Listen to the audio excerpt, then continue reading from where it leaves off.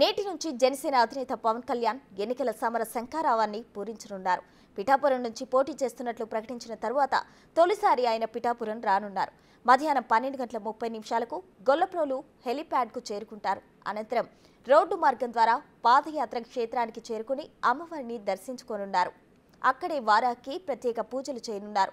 పొన్నాడులోని Basheer BB దుర్గాను కూడా దర్శనం చేసుకోనున్నారు. తర్వాత పిఠాపురంలో క్రైస్తవ మత పెద్దలు పాస్టర్లతో ప్రార్థనలో పాల్గొంటారు. సాయంత్రం 4:30 వారాహి విజయబేరి సభ నిర్వహించనున్నారు.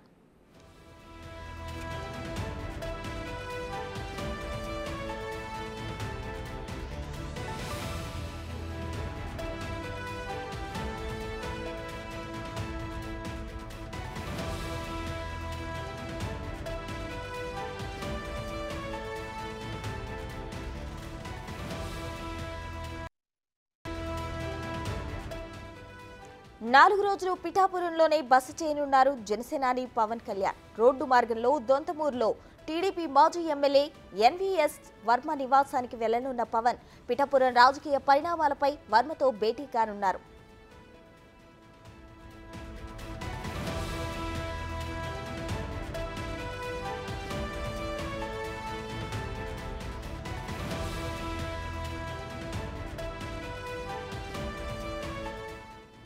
మరిన్ని వివరాలు మా ప్రతినిధి రాజేష్ అందించడానికి సిద్ధంగా ఉన్నారు. రాజేష్, చెప్పండి, నేటి నుంచి అయితే జనసేన అధినేత పవన్ కళ్యాణ్ ఎన్నికల సమర శంఖారావాన్ని పూరించనున్నట్లు తెలుస్తుంది. ఇక వారాహి సభకు ఎంత మేర జన సమీకరణ చేసే అవకాశాలున్నాయి? Good morning Prasuna. జనసేన అధినేత పవన్ కళ్యాణ్ తన ప్రచారాన్ని ఈ రోజు నుంచి పిఠాపురంలో ప్రారంభించున్నారు. మధ్యాహ్నం 12:20 గొల్లప్రోలు పక్కనే ఉన్న జిల్లా పరిషత్ ఉన్నత పాఠశాల పక్కనే ఉన్న ప్రైవేటు స్థలంలో హెలిప్యాడ్ ఏర్పాటు చేశారు. అక్కడి నుంచి నేరుగా పిఠాపురం పాదగయ పుణ్యక్షేత్రానికి వస్తారు. మనం ప్రస్తుతం అక్కడి నుంచి హెలిప్యాడ్ దిగిన తర్వాత నేరుగా రోడ్డు మార్గం ద్వారా చేరుకుంటారు. ఇక్కడ చేరుకున్న తర్వాత శ్రీ పూర్వదేవి ఆలయం ఉంది. అలాగే శ్రీపాద వల్లభ దత్తాత్రేయ స్వామి వారిని దర్శించుకుంటారు. దర్శించిన తర్వాత ప్రత్యేక పూజలు చేసిన తర్వాత వరాహి వాహనానికి కూడా ఇక్కడ ప్రత్యేకంగా పూజలు జరుపుతారు. ఇక్కడ నేరుగా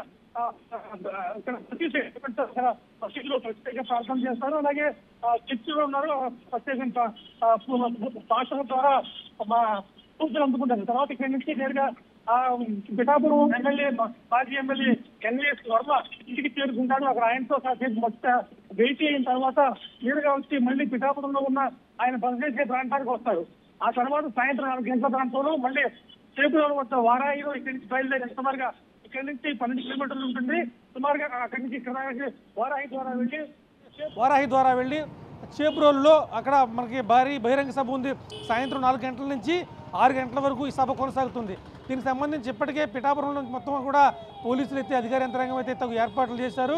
జనసేన నాయకులకు అన్ని రకాల అనుమతులు కూడా తీసుకుని ఆ సభకు సంబంధించి ర్యాలీకి సంబంధించి అంటే సుమారు ఒక 50 బైకులు ర్యాలీ చేయబోతున్నాయి. వాటికి కూడా అనుమతులు తీసుకున్నారు. పవన్ కళ్యాణ్ వెంట వస్తున్న వాహనాలు ఏవైతే ఉన్నాయో సుమారుగా 10 నుంచి 12 వాహనం కార్లు ఉంటాయి, కార్ ఉంటుంది. దానికి కూడా అన్ని రకాల అనుమతులు తీసుకున్నారని చెప్పి పోలీసులు చెప్తున్నారు. ఏది ఏమైనా కానీ 12:20 తర్వాత పిఠాపురంలో పవన్ కళ్యాణ్ కాలు పెట్టబోతున్నారు. ఇక్కడి నుంచి 4 రోజుల పాటు పిఠాపురంలోనే ఉంటారు. ఈరోజు రేపు ఎల్లుండి ఇక్కడ స్థానిక నేతలతో భేటీ అవుతారు. అలాగే టీడీపీ జనసేన ఇద్దరు కార్యకర్తలతో కూడా ప్రత్యేకంగా భేటీ అవుతారు. ప్రతి ఇంటికి టచ్ అయ్యే విధంగా ప్రతి జనసేన కార్యకర్త ప్రతి టీడీపీ కార్యకర్త కూడా పిఠాపురం నియోజకవర్గంలో ఏ మండలాన్ని వదలకుండా ఏ గ్రామాన్ని కాకుండా ఏ గడప గడపకు వెళ్ళి ప్రతి ఒక్కరిని కూడా మనం టచ్ చేసే విధంగా కార్యాచరణ చేయాలి. ఇక్కడి నుంచే మొత్తం రాష్ట్రానికి సంబంధించిన 175 నియోజకవర్గాల రాజకీయం అంతా కూడా పిఠాపురం నుంచే స్టార్ట్ చేస్తాను. ఇక్కడ నేను ప్రత్యేకంగా ఇల్లు కట్టుకుంటాను. ఇక్కడి నుంచి పిఠాపురంలో కూడా వైసీపీ నేతలు కొన్ని ఆరోపణలు చేస్తున్నారు. జనసేనాని ఓడిపోవడం ఖాయమని వైసీపీ నేతలు వ్యాఖ్యానించినట్లు తెలుస్తుంది. ఈ నేపథ్యంలో అక్కడ సభ ఎలా ఉండబోతుంది, ఎలా చూడాలంటారు?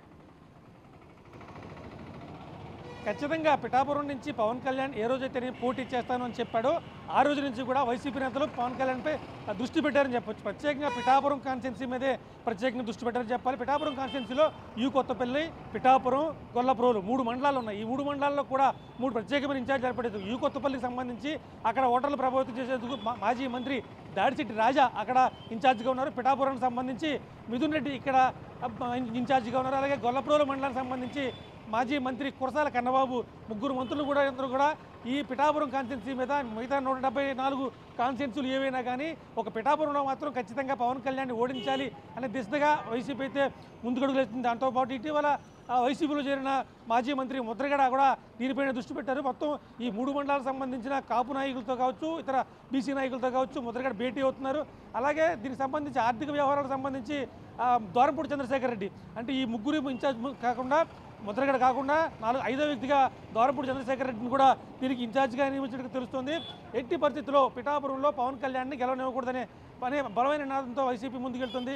మిగతా కాన్స్టిట్యున్సీల్లో ఎవరున్నా ఎవరు ఓడినా ఇబ్బంది లేదు, కానీ ఖచ్చితంగా పవన్ కళ్యాణ్ మాత్రం ఓడించాలి. మిగతా అంటే జనసేన తరఫున 21 మంది పోటీ చేస్తున్నారు.